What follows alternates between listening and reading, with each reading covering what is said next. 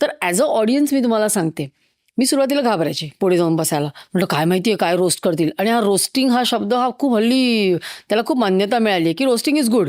म्हणजे पूर्वी आपण ज्याला म्हणायचो की ही तिरकस बोलते त्याला आता रोस्टिंग म्हणतात.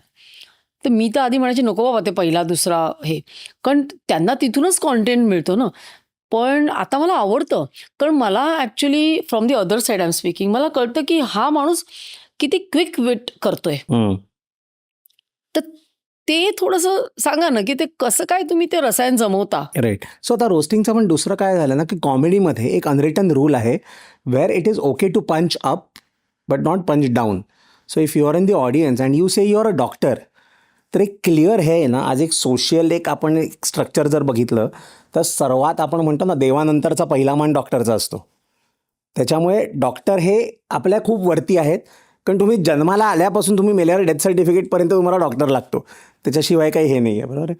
सो जर मी आज डॉक्टरचा जोक केला तर मी माझ्या खूप लीगच्या बाहेर जाऊन मी पंचअप करतोय. हेच जर समजा कोणी आलं आणि मी विचारलं तू काय करतोस बाबा, तो म्हणाला मी ना हँड रिक्षा चालवतो. आता मी त्याच्यावरती समजा काहीतरी मी जर जोक केला तर दॅट विल बी इनसेन्सिटिव्ह. मग ती ऑडियन्स पण अशी माझ्या अगेन्स्ट जाईल की काय बोलतोय वगैरे. पण मी डॉक्टरवर जर केला आणि मी काहीतरी समजा केलं की everybody knows doctors, yes obviously खूप मेहनत करायला लागते तुम्हाला तिकडे पोचायला. Doctors are rich generally. So त्याच्यावरती समजा मी काही जोक केला तर ते ठीक आहे, ते लोक पण एन्जॉय करतात, डॉक्टर्स स्वतः असतात तेही एन्जॉय करतात. बट कधी कधी काय होतं ना, ते इंटरॅक्शन टेस्टलेस होतं, की कोणीतरी काहीतरी फालतू बोलतं just for the sake of saying it, आणि मग ती अख्ख्या ऑडियन्सची अशी ती एनर्जी असते ती अशी यू कॅन सी इट हो. इव्हॅपोरेट. असं झालंय होतं तुमच्या बरेचदा. बाबतीत? हो हो, बरेचदा. एक्झाम्पल? एक्झाम्पल, मी कोणाशी तरी बोलतोय आणि समोरच्यानी शिवी दिली मला. Oh so as a comedian I should have just moved on, right. हो. मी परत दिली आणि मग मला रिअलाईज झालं ते दिल्यावर ओ शिट, हे काय केलं मी.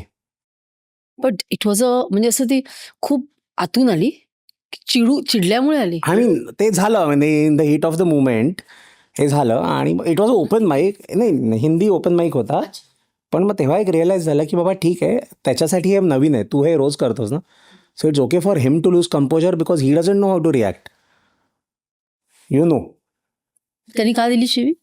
May be was drunk or maybe he didn't appreciate me talking to him. असे येतात लोक? हो हो, मी नुसतं विचारलं व्हॉट डू यू डू, तर तो मला अपना काम करना बे, आणि पुढे एक हे दिली. ओ सो मग असं माझं झालं की मी म्हटलं अबे मैं मेरा ही काम कर रहा हूँ, टिंब टिंब टिंब, राईट. सो ते झाल्यानंतर मग ते असं अचानक झालं की now it is no longer a funny exchange ना, now it's an angry conversation which is not what the people there have paid money for.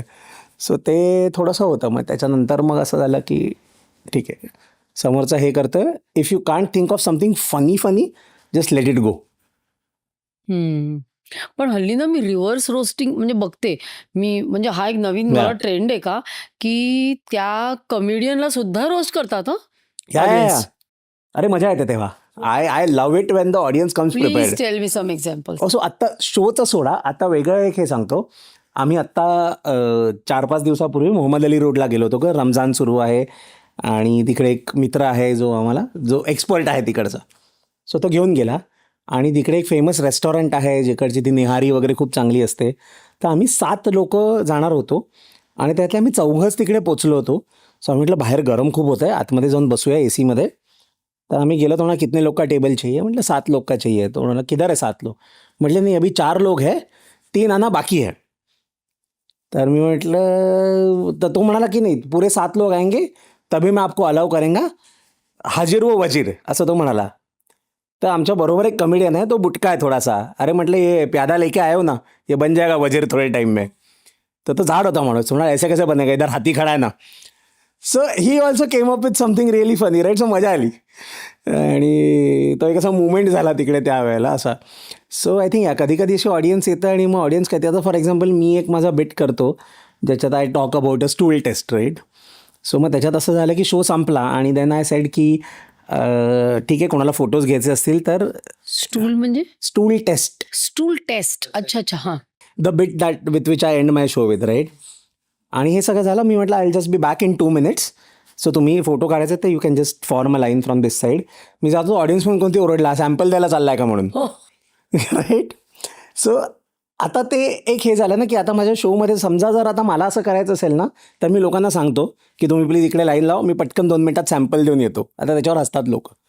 So that guy actually give me something to say in the next show. Yes yes yes मस्त खूप छान. So तसं होतं. पण हे हल्ली होतं ना रिव्हर्स रोस्टिंग या, खूप या. होतं छोट्या इंटिमेट सेटअपमध्ये. नाही ऑडिटोरियम्समध्ये वगैरे पण होतं. ऑडिटोरियममध्ये अजून ना, कारण ते अंधारात बाल्कनीत कुठेतरी बसलेत.